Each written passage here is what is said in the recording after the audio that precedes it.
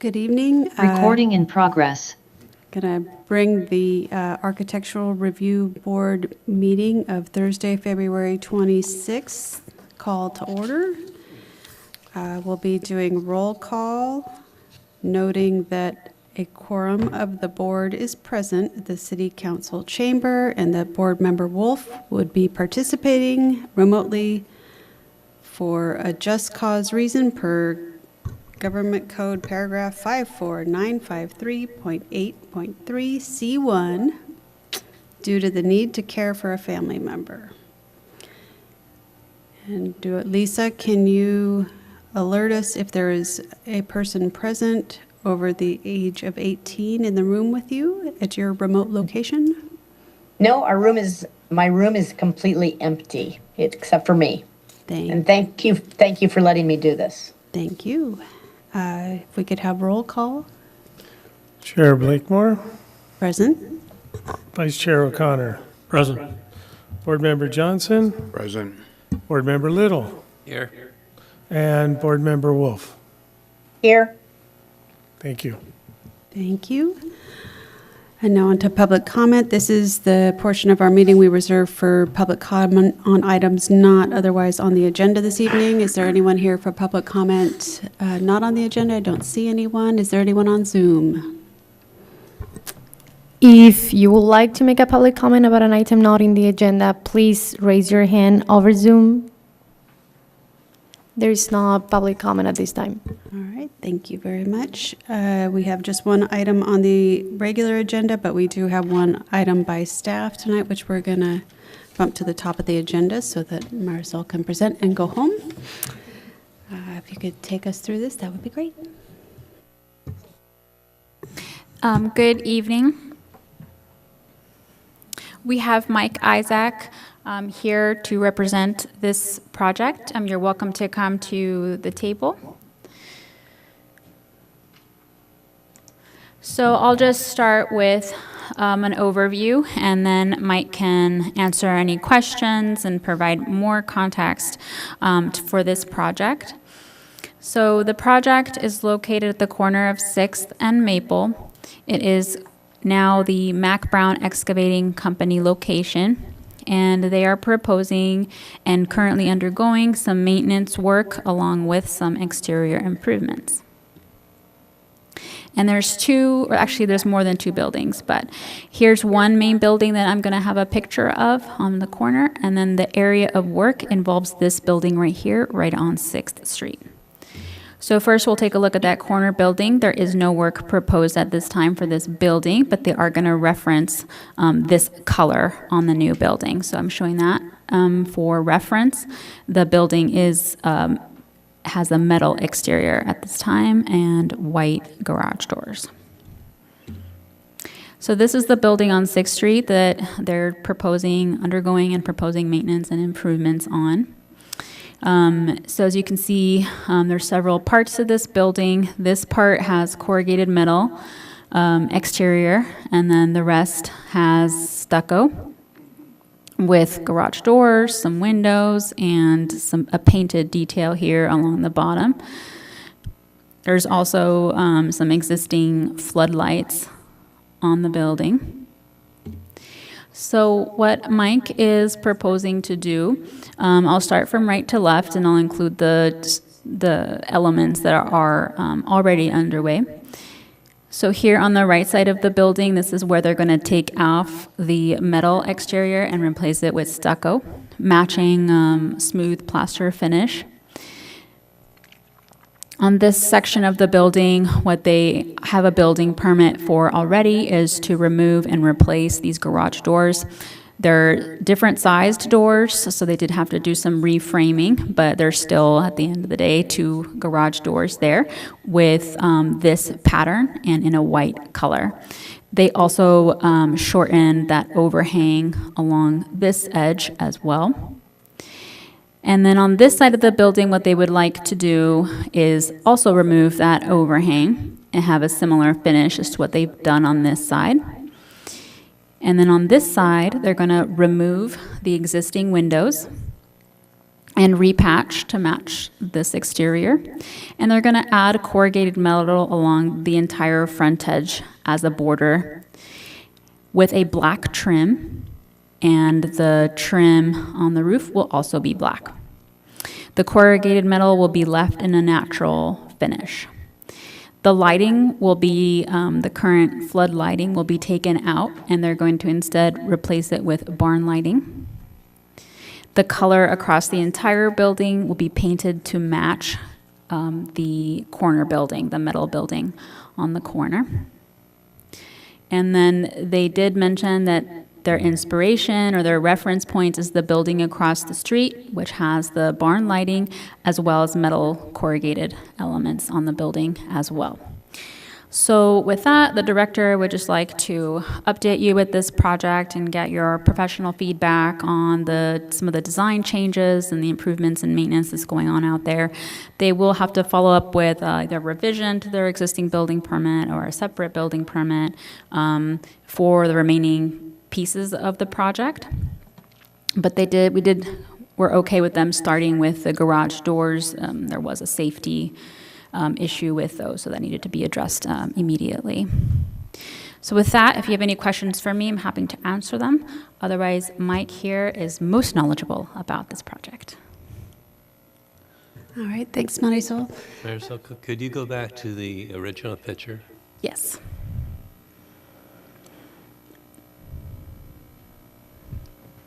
Okay, thank you. Are there any nonconformances that are not being dealt with on this building? The project hasn't triggered any review of setbacks or anything. Thank you. Board Member Johnson, you have any questions for staff? No questions. Anybody have any questions for Mike? All right, well, bring it back to the board and get some feedback. Board Member Little, do you want to lead us off? I think it would be a great improvement for that part. I'm sad to see Colson's gone. They were a good business to have there. So I'd like the switching out to the barn type lighting, which will be a nice improvement. Okay. Gerald Connor? Is the fencing staying there between the two? As of now, yes. Yeah.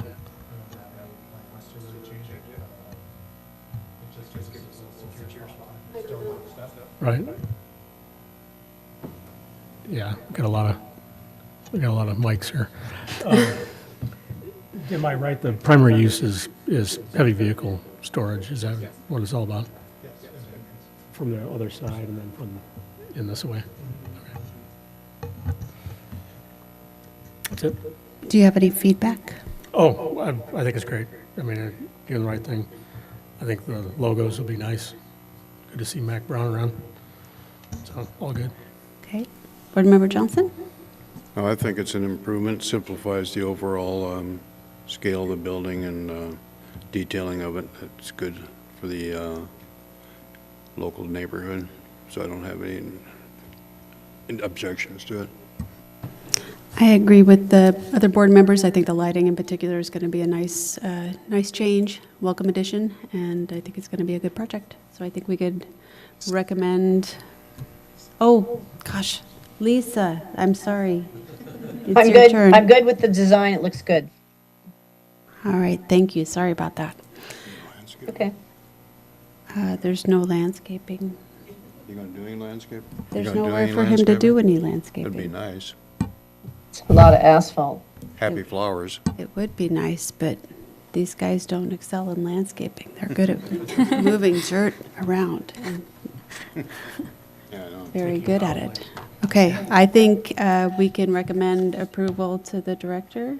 Is that what we're looking for? There doesn't need to be necessarily a decision, but the director would like your feedback. So I'll definitely relay your feedback. All right, thank you so much. Thank you. Thank you for your time. Good luck. Okay, moving on to our regular agenda.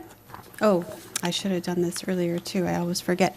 Ex parte communication. Has anybody had any ex parte communication with the previous item or the item on the agenda? No.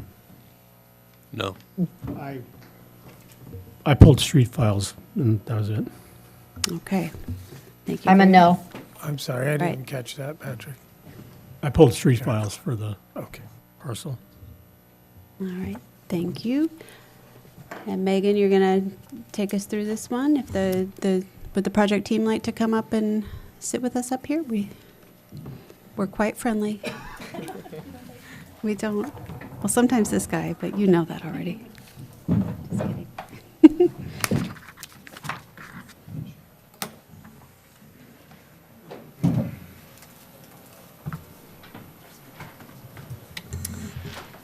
Alrighty. Good evening, Chair Blakemore, members of the ARB, any members of the public watching. My name is Megan Musoff, and I'm the project planner for the Surf Cottages Condominiums project. This is a preliminary review of this project. This project is a request for a development plan and a coastal development permit to renovate and add a second-story addition to an existing single-family dwelling, and also construct a new 2-unit, 2-story condominium building for a total of 3 condominium units on the lot. So that single-family dwelling that's existing, again, there would be an exterior and an interior remodel. There would be a new second-story addition to the structure and a new attached 2-car garage for the unit. And the new building, which you can see there on the top of the site plan, again, is a new 2-story, 2-unit condo building, and each unit would have its own attached 2-car garage. There would also be a new driveway. The driveway is being shifted from the left side of the property more towards the center if you're looking at it from the street. 1 guest parking space would be provided. There would be a new wall and fence on the southern side property line, new landscaping throughout the entire property, and the large telephone pole right smack dab on the front of the property will be removed and the utilities will be undergrounded. To get a little bit more detailed, the existing single-family dwelling is currently single-story, 1,270 square feet, and 4-bed, 2-bath. The remodel and addition would reconfigure it to have 2 bedrooms and 2 bathrooms downstairs and 2 bedrooms and 2 bathrooms upstairs. The front door currently faces into the lot. The front door would be moved to face 7th Street. And the new proposed height with the new second story would be 23 feet and 9 inches. And that new garage there would be 420 square feet. For the new 2-unit building, Unit A would be the one closest to the street there. It would be 1,968 square feet with a 412 square foot garage. Again, the unit would be 3 bedrooms and 3 bathrooms. It would also have an upstairs balcony up at the front of the unit coming out from the primary bedroom, which would face 7th Street. And the front entry for this unit would also be at the front of the building facing 7th Street. Unit B, which is positioned towards the back of the lot, would be 1,966 square feet with an attached 488 square foot garage. This one would be 3 bedrooms, 2.5 baths, and the front entryway for this unit is right here, so it's kind of in this corner here, facing inwards towards the driveway. And the maximum building height for this new 2-unit building would be 25 feet 8 inches. This site is located right at the intersection of Ash Avenue and 7th Street. It's in the downtown/Old Town design sub-area in the residential neighborhood between Franklin Creek and Linden Avenue. The lot is just under 11,000 square feet, or approximately a quarter acre, and is zoned PRD 15, and it has a medium-density residential land use designation. This site is currently surrounded by other multifamily residential units. There's a 3-unit condo complex to the west, 2 detached units on the lot to the east, and a large apartment complex of 2 stories behind the site, and also a 2-story apartment building right across the street. This site is currently in a special flood hazard area. However, new FEMA flood maps will be effective beginning June 10th of this year. And at that point, the site will no longer be in a flood hazard area.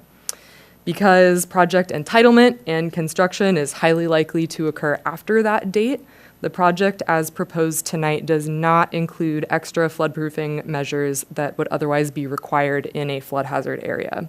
And the project plans were updated after it was continued from the January 29th ARB date to reflect this new project height, which was lowered by 13 inches from the January plans because it no longer incorporates this floodproofing.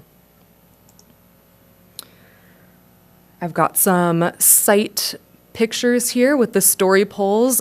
There's a lot of trees happening here, so I've tried to use arrows to point to where the story poles are. And do note that these story poles were installed in January, and they don't reflect that 13-inch height decrease with the plans that have changed. But here we are looking across 7th Street at the project site. Here we have the peak of that proposed new building, and here we have the peak of the proposed second-story addition to the existing home. Here's just kind of a more close-up picture, give you a better idea. The single-family home is currently only occupying a small portion of a fairly large lot.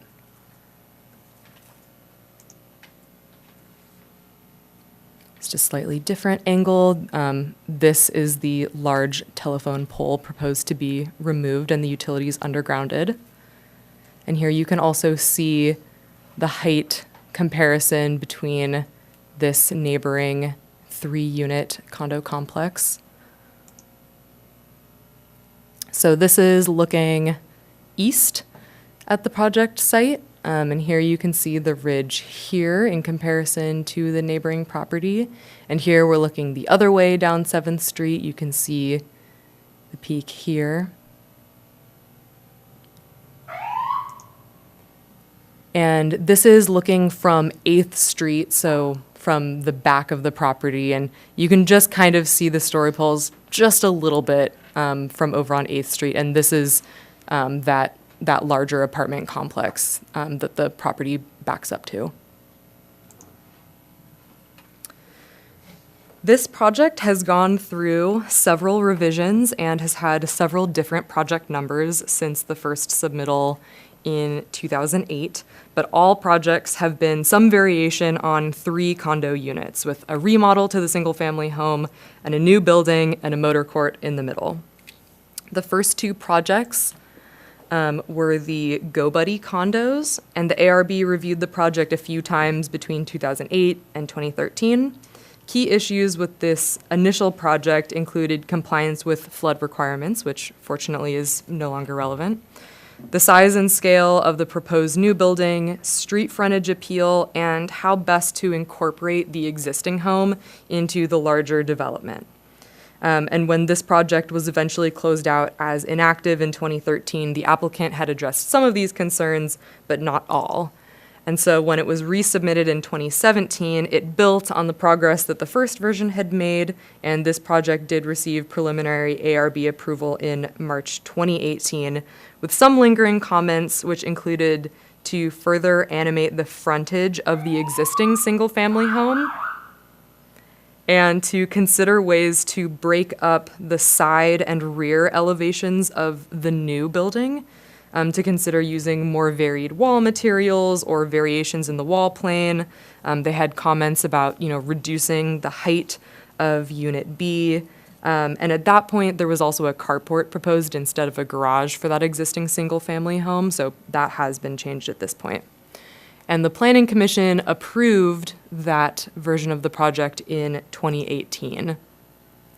And the project was purchased by the current owner in 2020, and the entitlements received extensions due to the COVID pandemic, and the applicant requested another extension, which the Planning Commission approved, which extended the entitlements to December of 2024. In December of 2023, the City Council did approve the parcel map for condominium purposes for this project. And a building permit for the project was submitted in November of 2024, but was not processed because the entitlements for the project expired before the completion of plan check. And so the current project application was submitted in February of last year with significant enough architectural changes from the previously approved project, which is why it's back in front of the ARB today. Here's a larger view of the proposed site plan that I showed earlier. This shading here shows where the new second-story addition would be, and you can see the outline of the existing single-family home. There's the new proposed garage. Here is where that guest parking spot would be. This fence here along this property line is proposed to remain. This one here is an existing wooden fence in pretty rough shape, so that one's proposed to be replaced. It would match kind of the general format of this wall, which is a 2-foot concrete wall with another type of fencing on top. This one on the western property line is wood on top. This one is proposed to be vinyl on top.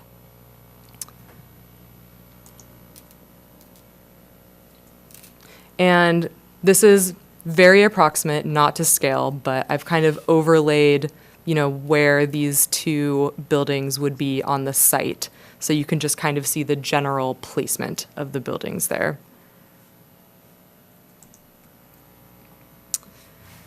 All right, let's get into the technical stuff.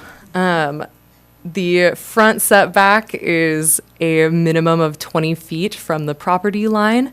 It is proposed at 20 feet with an asterisk, which I'll cover in just a moment. The side setbacks are a minimum of 5 feet, which the project is meeting. Same with the rear, they are meeting the minimum setback. The height maximum for this zone district is 30 feet, which they are below at 25 feet, 8 inches. The building coverage for this zone district is a max of 50%. This project proposes 41.6%. And the maximum density for this lot it's 15 units per acre, which comes out to 3 units, and they're proposing 3 units. The common open space requirement for this lot is 20%, and 35% is proposed. And for the parking, any unit that has more than 2 bedrooms has to have 1 covered space plus 1 paved space, which all of these units are meeting, providing 2 garaged parking spaces, as well as 1 guest parking space per each 3 units. So this one has that 1 guest parking space. That asterisk that I had mentioned earlier about that front setback, there are some columns that are proposed in the front entryway of the existing single-family dwelling to be remodeled. The existing single-family dwelling is slightly more than 20 feet from the front property line, which again is the required minimum. But this renovation proposes 2 columns supporting that entryway gable, and these columns would be in the front setback. While architectural productions like eaves and the gable are allowed to encroach in the setback, structural elements that are touching the ground like these columns cannot. However, the columns do help to animate the entrance of this unit, and the applicant has let me know that they intend to request a modification from the Planning Commission to allow for this slight encroachment into the front setback. So your board is welcome to provide any comments on the design of these columns and this entryway. Oops, wrong way. And as I had mentioned earlier, it's currently in the special flood hazard area, but this June it will be out of the special flood hazard area, so there's no longer a need to floodproof. Alrighty, getting into the elevations here. Here is the front elevation, the west exterior elevation facing 7th Street, and the rear elevation. They're proposing the same materials for both units, that white board and batten vertical siding and a charcoal gray standing seam metal roof. You can also see, I'll show a bigger detail of the proposed exterior lighting here, but the exterior lighting is I believe provided at all of the exterior doors to the unit. Here's that balcony. It's approximately 100 square feet. It's got a black railing. We have black doors, black window frames here. This is the garage. Here is the north exterior elevation. So if you were standing in the center of the motor court looking at the single family home, this is what you would see. The lot does slope upward towards the back, which is what's happening here. We've got some larger windows on this side into the living area here. And you can see the garage door, black metal frames with these glass panels, much more modern style. And the other side there, this would be facing the fencing. There's a little shed roof here over the side entry door. And here's a sneak peek inside. Currently, this is where the entrance to the house is, so it's being proposed to move to face 7th Street. So here we've got 2 bedrooms on this floor. And here's the upstairs. There's that balcony facing 7th Street and 2 more bedrooms.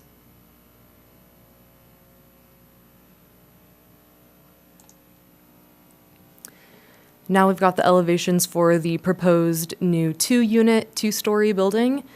Here on the dotted lines here, this is the positioning of the single-family home along with the new building. Here we've got, it's a little bit raised here just to account for, again, the grading throughout. So there's some steps up to the little front porch here. It's got another little entry gable. We've got the exterior lighting. Here we have some corbels that add a little bit of detail here to the front elevation.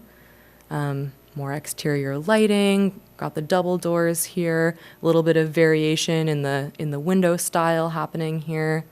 This is the door into the kind of storage area of Unit B's garage. Here is the back. This is the back of Unit B here. They've got double doors that go into the open space along the back of the property. And we've got all around the building, we've got this 1 foot tall white trim board here. Here is, again, kind of that interior elevation if you were standing in the motor court looking at the building. Here's that entrance to Unit B. We've got the same garage door style proposed throughout. You can see the little corbels added here.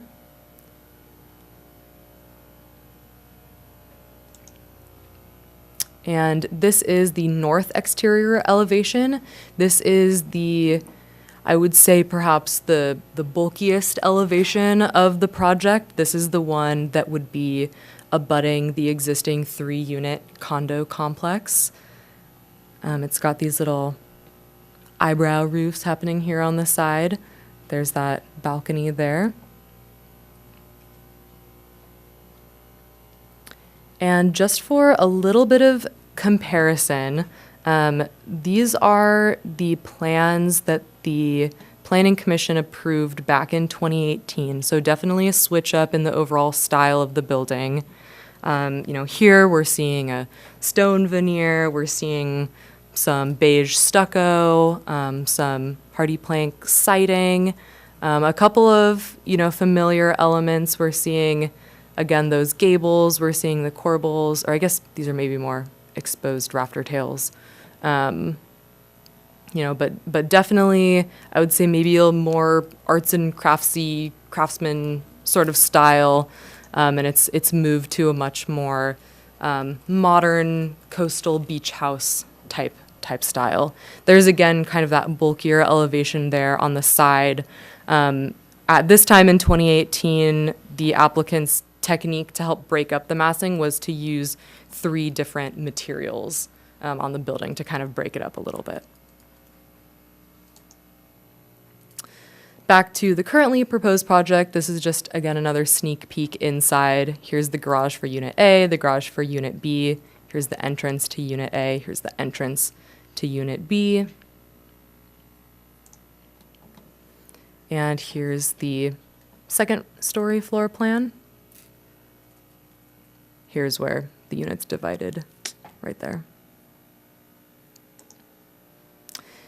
And lastly, well, almost lastly, I've got the colors and materials here. You can see a little bit better, kind of an example of what those garage doors would look like. This is the proposed exterior lighting. It appears to be night sky friendly. And here is that proposed white vinyl fencing proposed along the southern side property line. So it's a fairly neutral color palette. We've got the white, we've got the charcoal gray standing seam roof, we've got another slightly different shade of gray for the gutters and other metal elements like that. All of the windows are proposed with this black exterior frame here. And brand new landscaping is proposed throughout the site. We've got a larger jacaranda tree proposed in the back. Along the front, 2 little gem magnolia trees, which wouldn't technically be street trees, but would kind of function as such for folks passing by. We've got some pittosporum along that back fence. In the front, some Mexican bush sage and waxleaf privet. And all of these, all of the paving here through the motor court is permeable to help with their stormwater compliance. Oh, and also, I left this note here for myself. There are 2 proposed rain gardens in the front, which will have some cobbles in them and landscaping all around. And this is also a key part of their stormwater management for on-site stormwater retention. And so that brings me to the end of my staff presentation. Some areas that your board may want to provide some feedback on: the exterior colors and materials, any comments on the bulk and massing along the side property lines, as well as bulk and massing across the entire property. So the new 2-story structure plus the new 2nd-story addition. Any comments on the landscaping and hardscaping plan, as well as any comments about the proposed exterior light fixtures. So that concludes my staff presentation, and happy to answer any questions. Thanks. All right. Thank you so much, Megan. Do we have questions for staff? No, I don't. No? Okay. Megan, with the reduction of the 13-inch height because of the no longer being in the flood zone, will that bring down the total height a little more similar to the next door complex? Yes, the change in the plans from the January 29th meeting to today, the total height has been brought down by 13 inches, so a little over a foot. And it does definitely bring it to a more similar height to that other 3-story complex. I tried to dig back in the archives to see if I could figure out exactly how tall those buildings were. I believe they're around 24 feet. I couldn't find an exact height in our records, but it would definitely be more in line with what's existing on the neighboring property. Okay. And with that reduction, are we is the plan to eliminate the steps going up to the units? No, those are proposed to remain due to the slight slope on the property. Yeah, the front is up a little bit higher so that it's flat across. Is your question, where did the reduction in height come from? That's a good question. Let me pull up one of the elevations. It'll be a little bit more apparent. So you can see here, there's some fill here at the bottom. So this white, fill here was significantly higher and extended further along the building here. So it was mostly, this front portion here that was brought down, and there's now very little additional fill here in the back. Okay, thank you. Yeah. Yeah, a couple of questions, Megan. I just want to confirm that the flood hazard issue is not a matter for the ARB. Just as a matter of record, I'm a little uncomfortable with the idea of us making a decision that the future status of that is the flood hazard regulation that's not yet in place. Yeah, no worries. I'm happy to address that. I primarily brought it up just because flood proofing like that does affect the height of the structure. And so I mention it because it's relevant to why from the previous submittal, the height has been brought down. Determining whether the flood proofing is adequate and meets code is the Planning Commission's jurisdiction, but I did definitely just want to mention it tonight for context and just to talk about the height of the building a little bit. Yeah, I just think it's important to understand who's accountable, not us. A couple other questions. Lot coverage. In the lot coverage calculation, is the overhang, which is fairly significant, and we'll probably get into more discussion about that, of the second floor of the A and B units, is that included or not included in the lot coverage? That is a great question. We actually had a whole conversation about this. Yeah. I'll let Eva address this one. If you don't mind, turning the mic on there. And the answer is sort of. So wherever there is a pavement below the overhang, then it is covered. I think it's on the outside elevations where there's just landscaping, then it's not considered. Yeah, roof overhang typically is, Yeah. I get that. It's the overhang of the actual floor, the plates of the second floor. Talking about the area near the entrance to the This, I've highlighted it on here. Sorry. cantilever area. This whole area is, So that is, I recall. yeah, because we have those pavers underneath, that is counted in the lot coverage or building coverage. so it's in the denominator of lot coverage. This, The footprint is considered to include the yes, overhang. yes. Got it.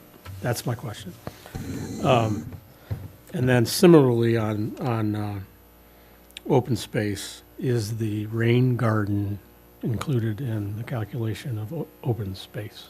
It is included. I made sure to double check the definition of common open space for this zone district, and it does include landscaped areas such as the rain garden, but it does not include things like the driveway. Right. Just make the comment, it seems a little awkward. I have a hard time imagining kids playing in a swale of rocks, but Well, my kids would absolutely play in a swale of rocks, just for the record. Are those all your questions? yeah. I want to take that as a segue to my question, which is I didn't see the rain garden shown on the civil. Is there a reason that they do not appear on the civil plan? Do we know? I didn't see any reference to them. Well, it's preliminary. No, the rain gardens were as a Usually result they of the tell civil us to engineering. do Yeah. it, Yeah. and that's why I thought it was sort of odd that I didn't see it noted. Or They- maybe I'm missing it. I've they might been have- known to do that. They might have the flow line for the above ground swale, then terminating on where I'm pushing the depression down for the rain garden itself. I just, where the rain gardens happen, it just says landscape. There's no, Yeah, they might, I mean, Yeah. honestly, they might have also just sent me the wrong set. okay. Because they were kind of like a more recent ad. Yeah, Yeah. that's probably what's happening. Okay. Just a C sheet to the. Yeah, his does, but then when you go to sheet 2, there's no reference to the rain gardens at all. Did you have any questions for staff? For staff, no. Okay. Would you guys like to add to Megan's presentation at all? I think Megan did an amazing job, and so, Pretty good, huh? right? So, Like her. she covered it. I saw Dawn kind of crossing off each item as she covered it, so really, we're here for your questions and discussion, if you'd like. Thank you. Do we have questions for the applicant? Chair Blakemore, I want to be Oh, sure to. Lisa, I'm sorry. Without you being here, Lisa, I'm so sorry. Do It's you ha- okay. Lisa, do you have questions for staff? The only question I had was whether or not there was any type of regulation for the number of toilets in a .25 square, a quarter acre lot? Anything like that? This project was routed to the sanitary district for review, and they issued a can and will serve letter. So the sanitary district did not take any issues with the proposed number of toilets. Okay. And I'm assuming because they're condos, it's a separate system for each condo with toilet system. Is that correct? It's on public sewer. Okay. Thank you. You're welcome. Okay, do we have other questions for the applicant?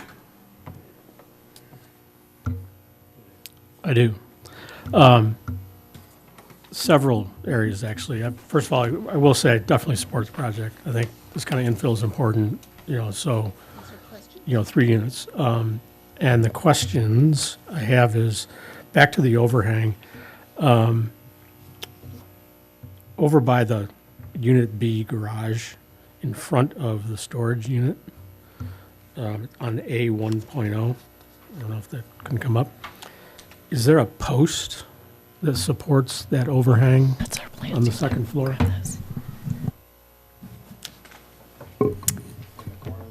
Yeah, there's a little I'm circle. so glad that you brought that up, Yeah, because I brought that up to, that little dot right there. to the designer. I'm kind of standing in for the designer, but I brought that up. I said, that's a pretty significant overhang, and it may come up. There would be probably a way to do it, but I had suggested to him that we add a post in that corner to make the overhang not so prominent.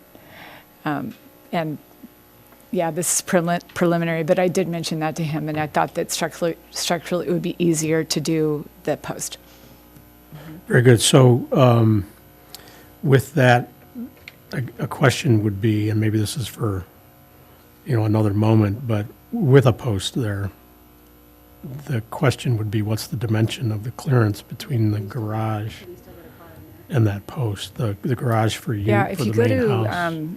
A 1.1 maybe, let's see, let me look at 1.0 shows it.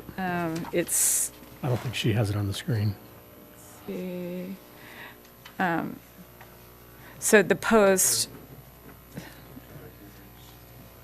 it's funny, A 2.01 actually has a post shown, and I think at the location that you're talking about. Yeah, But there's another one that shows it in a slightly different location, but I think the question still stands. What's the clearing dimension between the I new don't garage think and the it's main in the way of any house? vehicular clearance, no. Where's that? No, it's not that one. It's that, there is a post shown on these drawings. Yeah, yeah. Yeah, It's funny because I brought that up to the designer because it was missing on the elevations, but it's shown it's shown on the floor plans, and that's probably what we're going to end up with, because it makes it easier to attach a beam to it, and the cantilever looks more appropriate. of course. Yeah. So again, I think the vehicle clearance is what I'm getting at, because that's a parking spot. That's not a parking spot. The parking spot's at the diagonal, right? Yeah. But that's where that is, though. You're talking about coming in, they're worried about hitting that post there. Oh. Between the corner of the garage and the post. Yeah. Somebody could hit it, yeah. I mean, somebody could hit the building too, but yeah. If I'm scaling it off the dimensions that are nearby on a 2.01, it looks like it's going to be less than 10 feet that you're left over with, which is going to get a little bit skinny. Well, My and truck- another my thing- truck wouldn't fit Another there. thing we could do is we can Shift it. shift the post Yeah. over and Right. cantilever the beam out Yeah. a little bit, yeah. That not a would be a problem. good To Richard's solution. point, yep. So in that same area, a question I would have is, have you done a study of the sort of the swinging of cars coming in and out of these garages? I mean, are they driving in and backing out?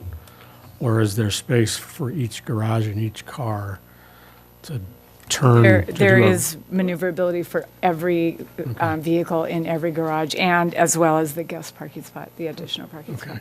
to do a 3-point turn. Very good. And with that, the garage door widths of each of the 3 garages is 16 feet. And I don't know if that's a question for you guys or staff, but is that enough for 2 cars to get in and park? Standard. Is it? Yeah. 18's better, but what can you say? Right, okay.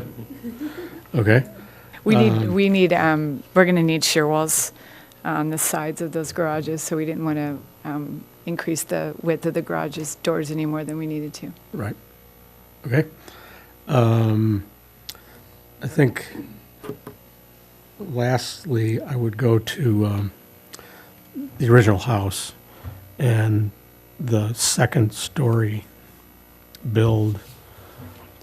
The drawings, and I appreciate we're in a preliminary, so I don't see anywhere in the drawings that speaks to the foundation work that would be done in the middle of the first floor to support the second floor. And with that, I assume there's been some, assessment of the condition of the existing foundation for the other 3 sides that will be supporting the second floor. Because that house has had some, some aging, and it's actually in the street file that shows that it's pretty deteriorated. And there's been some notifications about that. Correct. So, So What does it take we're to not at build that that? level of drawings yet, but yes, we did have assessment by a structural before deciding to put the second story on. So it leads to, I think, a question for staff. In the event that that foundation doesn't support the second story all the way around, are we looking at a complete demo and an entirely different project approval, or, what's the consequence of? Sure. If the project were to be entitled as is currently proposed, but, then later it's discovered that it would have to be completely demolished, it would potentially be a minor revision to the development plan, or, if it's at that stage, a revision to the building permit. Because it's being, substantially remodeled, and even if it were to be reconstructed, it would be reconstructed to look like this. Yeah. I don't think it would be super problematic, but again, it could require some sort of development plan revision if it's already been entitled at that point. Very good. It's simplified because they're not outside the setbacks. I so. don't see that happening. It's very common for us to augment 1-story footings to accommodate a second story. I don't Yeah. see us having to demolish the existing house. Yes. Is the old house slab or? Is there a what? Is The it raised slab floor. or raised floor? Yeah, raised floor. Those are my questions. Thank you. Okay. Board Member Little, did you have questions for the applicant? What was the thought in going from kind of an arts and craft to more of a farmhouse? The owner and Owner everybody preference. else. Team preference. It was a team effort. It's just more fresh and current and not so dark and 90s. And I mean, Craftsman's great, but the colors and the materials are heavy. And everybody wants light and clean and fresh and new. And we liked it a lot more. Hope you do too. I'm an arts and craft type of guy. It's a look. It's a look. Questions, Board Member Johnson? No questions. I have a question. With regard to the landscape plan, just wondering, you've got the ligustrum in the front and pits in the back. Is there a reason we want to differentiate, or could we make it? Yeah, I believe it's a water use. The pittosporum are going to be using a little less. I can look at the actual calculations, but we're complying with WELO standards, so. I have a note for you on that. We'll talk about that in Yeah. comments. Okay. Okay, is that all our questions? Don't forget Lisa. Oh, Lisa, thank you. No, I'm good. I'm good. I'm going to strike out tonight. Sorry, Lisa. Questions? It's okay. No questions. Okay, thank you. Chair Blakemore. Yes. And then public comment. And then public comment. Anybody on Zoom? Because there's nobody here. I'll be somebody. There's nobody on Zoom right now. That's Michael Haber, the owner. He's behind you. Yeah. No one on Zoom? Okay, I'll bring it back to the board for comments. Who wants to go first? I'll go first. All right. Oh, thank you. No, I like this, the theme of the building. I like the board and bat and the little trellises and the little gables sticking out here and there and the multi-lighted windows, sure. Are those steel or are they going to be just They're Clad. anodized aluminum. clad wood windows? Clad, yeah. And what's your overall color scheme? I missed that in the presentation. White and black and gray. Okay, we don't, I'm not a real favorite of white, but soft white is probably more acceptable, but, you know, reflectance of, was it 80 or less? LRV or whatever it's called. I like the remodel on the existing house in the fact that it's kind of wedding style cake, you know. The center portion is the two-story portion with flankers on the other side of one story that kind of makes the pyramid shape, which is nice and friendly to the human scale of all things. I like the proportions. I had to go a little bit into it to find out where the change in planes were because the lines were not very heavily drawn. So it did help to do that. So it did fragment the building and bring it down to a more human scale, I feel. So that was fairly successful.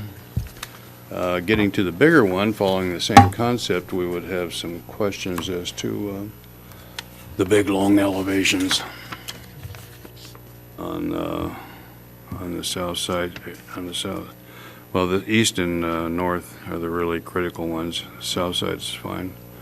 You had a lot of breakup in there. I love that deep hollow back in there. That's a nice shadow area. The shadow over the garage doors breaks that up nicely. This is kind of a long elevation here. There's a stairway in here, I think somewhere. You might do some kind of vertical design element that might celebrate that stairway. I was thinking of a window. To break it up and put a gable or cute little roof on it. Pop out maybe with a window seat. And I was thinking that for the east elevation, also down here, there's a stairway inside of here. That's the window at the landing level, and that's the window at the stairway level. But in looking at the elevation, you never know there's a stair in there, and that's a nice opportunity to go ahead and break that up a little bit. I don't mind a gable roof over this back door. You might want some protection from the rain because that is the east elevation. Big winds come from the southeast, as we know recently. The elevation, the front elevation is perfect, you know, nice little small thing. This up here is getting really, really big. It's out of scale with the neighborhood. This is even bigger, out of scale with the neighborhood. So if there's something you can do to break that up, I know it's right on the setback line, but there's some things you can do with pop-outs that aren't floor area, but are just pop-outs at relief. My big thing is, I'm not a real fan of 9 and 9, particularly on the second story. It looks top-heavy to me. I would reduce that down to even 7/6 in areas, not the whole thing, and do some truss volume roof ceilings inside so you get your volume ceilings with actually less expensive framing with the trusses than it is stick framing. And run your ducts through there, electrical and all kinds of stuff, vent pipes and all that kind of thing. Very conveniently with truss framing, and you get the volume and you don't get the big mass height in the overall building massing. So if you can just break that up a little bit or something, I'm just making suggestions here. I'm not, no free design here. But just give us some, comes some consideration. This is a 75 or 70 foot long elevation here. The whole neighborhood is made up of 20s, 15s, and that kind of modulation. Even that apartment building that sits at the angle behind you, it's two-story, but it steps back on it, and it's very, looks like they're about 20 feet wide each or something like that. So we don't have any 70-foot wide walls in that neighborhood. That's all I'm going to say to that direction. This is preliminary. You guys are good designers. You know what to do with it all. I know that ever breaking up a wall costs a little bit more money, but it lends a lot of ambiance to the neighborhood and human scale of the structure. Thank you. Thank you. Board Member Little, you want to go next? I would agree. To me, it's way too white. I'd like to see some color variation. Also, the second story, the 9-foot ceilings, I think could be reduced to go along with Board Member Johnson. I did have a question about on the existing house, it's a long ways from the garage to be able to get into the house. There's no door. You either have to go all the way to the front door or walk all the way around the side to get to the side door. So I would suggest possibly putting just a door on the back of the garage so it's closer to the other side door that's going into the living room. My wife would say, I'm not carrying groceries that far. There's got to be a shorter way to get into the house. Yeah. Sure, absolutely. So find a better way in from the garage. As far as the exterior, I think a little more variation. I think what Richard suggested, to give it a couple more little roofs over the existing windows, just to break up that just big flat mass, even though it's battens on both top and the bottom. Again, I still kind of like the Craftsman look. If you could throw in some different siding surfaces, would be fine. So, and that's my comments. Thank you. Lisa, Board Member Wolf, do you want to give us your comments? I think it's a great design. I like the colors. I like everything about it. Good job, you guys. And I hope it works out. Thank you very much. All right, bringing it back to Vice Chair O'Connor. Thank you. Again, I definitely support the project. I think it's going to be a nice infill for sure. A couple of comments to augment what's going on. I definitely agree with the architectural comments on the long run. One I would add to that is, I believe on the east elevation on A 3.0, one of the windows there is, I think, actually under the stairwell inside. So it's a window that looks into nothing, if I read that right. And the windows are positioned differently in the other floor plan drawings. So the one above it to the right, I think, is at the top of the stairwell, and the one below it on the first floor is under the stairwell. So just think about positioning of those windows. On that same drawing on A 3.0, the porch there doesn't have a railing like the other porches do. And one of the drawings, there's a lot of drawings here, A 1.0 and 3.0 show the stairs going down into, the setback. And there's another drawing that shows that the stairs turn to the inside of the property. So you've got two different stair configurations. You're talking about the stair. Yeah, so neither here nor there, but just something to think about. The colors, just a couple of comments. I think the pure white is a bit white. So I agree with Board Member Johnson's view. They really could soften that up with a different white than the Sherwin-Williams pure white.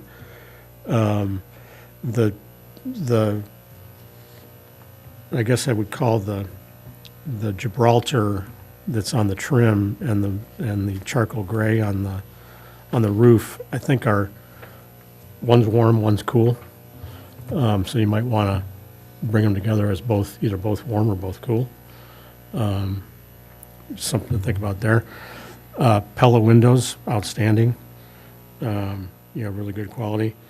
The anodized door on the garage door, that's a pretty pricey feature. And the black doors, I think maybe I would go somewhere in the, sort of a dark blue and gray as opposed to shiny black. We are on the beach, so maybe something that's just a little bit warmer.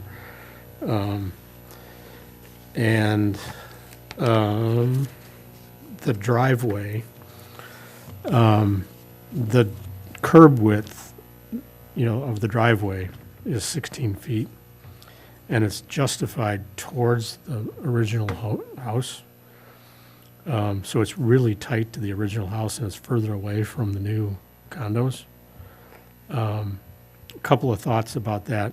One is, since the condos have dropped down a bit, so they're a little bit closer in elevation to the main house. In the previous view, if you were driving along there, you'd be right at the window height of the dining room table of the original house, and well below the same view into the condos. Thought being, the other idea is at 16 feet, I think you're going to find people trying to make it a two-way driveway. And I get it that a 16-foot opening, Fire to have Fire 16 department feet. requires 16 because of the 3 units. really, okay. Yeah. That I didn't know. Yep. Because I was just imagining people either parking or trying to squeeze by. It's one thing to pull into a garage. Right. So with all that, the only suggestion I would make is maybe justify it a little bit closer to the condos, so it doesn't feel like it's so close to the house. Just imagine looking out either from your dining room table or out of your car, and you're right at that eye level in that window.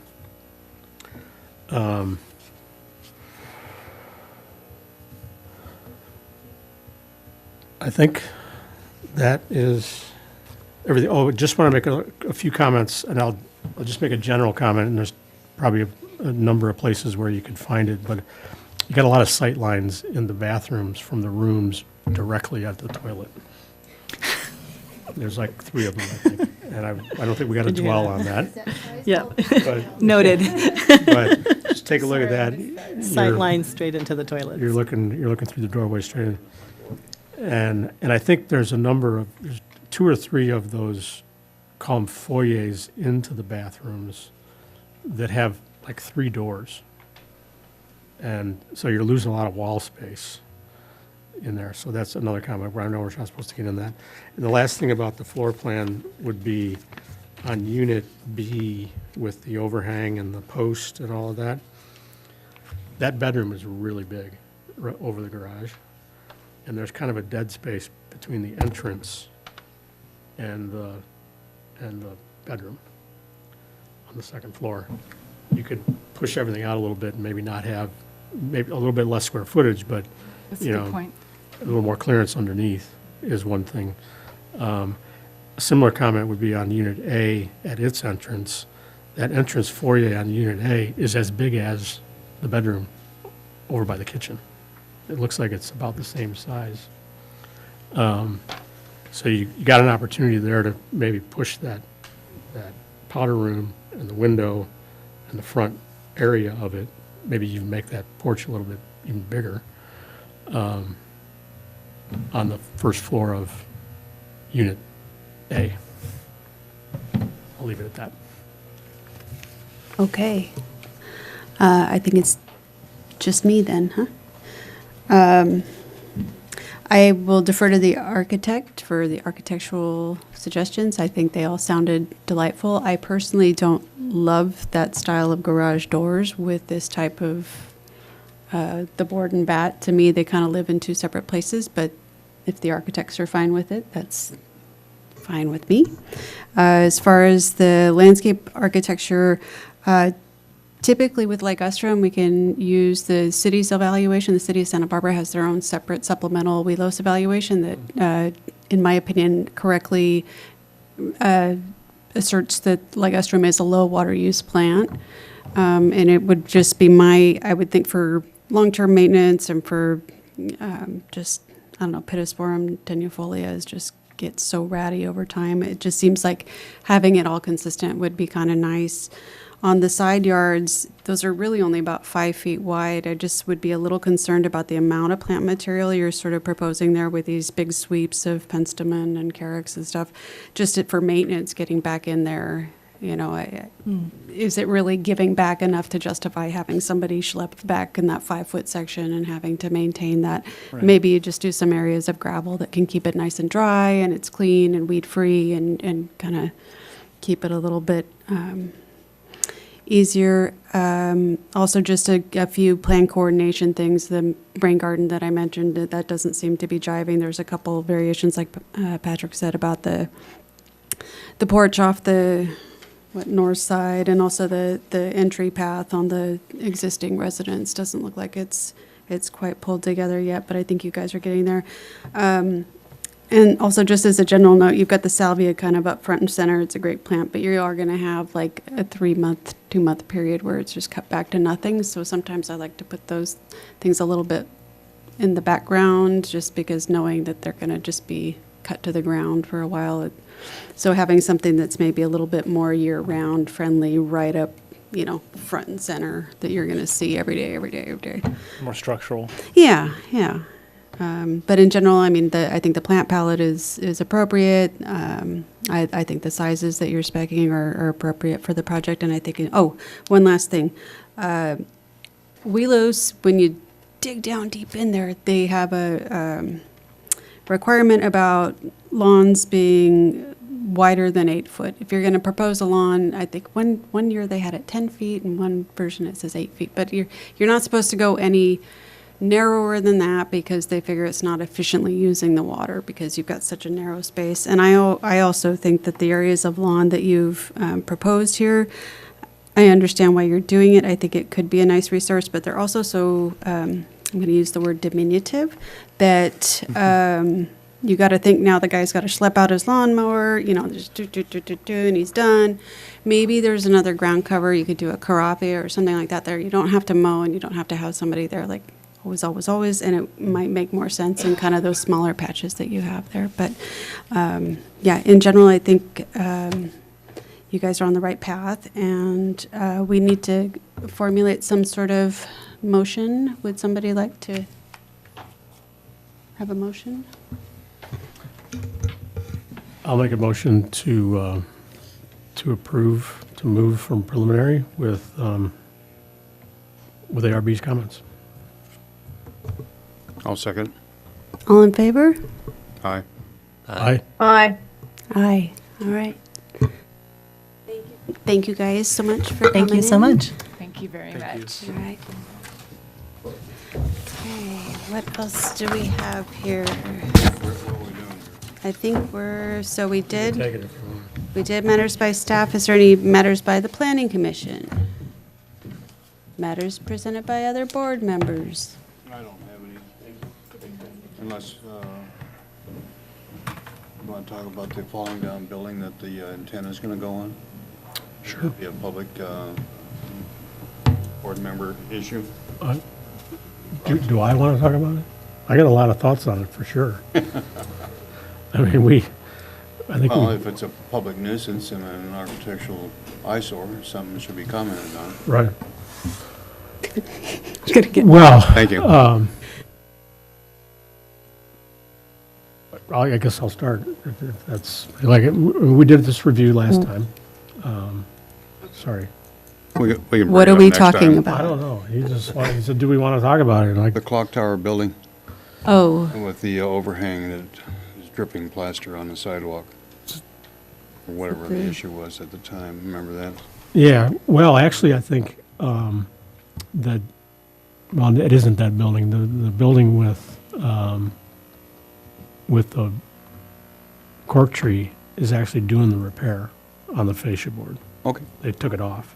great. But the building with the clock tower, the Sushi Terry and the health food store, didn't see it being worked on. But it's part of the plan that was proposed for the clock tower, was they were going to do that Linden side as a maintenance matter. Oh, are they? Yeah, Okay. that was what my understanding at the time. That was part of the discussion, Yeah. yes, and it was going to They were be gonna a fix the condition, clock. condition of approval. Yeah, fix the clock, fix the fascia, Yeah. paint everything. And then it was just an update, and I can go ahead and do that. At the Planning Commission meeting, the Planning Commission continued the item to give Verizon some time to work with the county to identify another site, which preliminary is the community center tower. They've been discussing that. There's also a couple other options that they're looking at as well.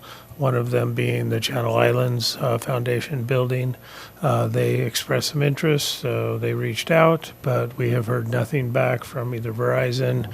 The county's been talking with Verizon, and we haven't received an update in that regards. So, and we haven't heard anything back from Channel Islands about them reaching out to Verizon as well. So we're continued to March. It's good there's more alternatives, yeah. Right. That's great. Yeah, the idea was county had space to offer. Right, right. Okay, any other matters by other board members? No. Okay, attendance for the next meeting. When is our next meeting? is? The 12th? Not scheduled. You read them? Yeah. Is it I'll be ready? back. Are you ready to go on the 12th? Yes, I have scheduled the final ARB review of the Aliso Elementary School kindergarten building on Cool. March 12th. Cool. March Alright. 12th. March Okay. 12th. How are your calendars for March 12th? Oh, wait. March 12th. Oh, yeah, I'm fine. Board Member Wolf, how's your schedule for March 12th? I think I should be fine. Thank you for asking. I believe I'm fine. Thank you. So weird. We were hoping to get another one on the calendar for the 12th, but we wound up with an incompleteness, so that didn't Okay. work out. All right, so we're looking at 6:44. We'll adjourn the meeting. Thank you, guys. Thank you.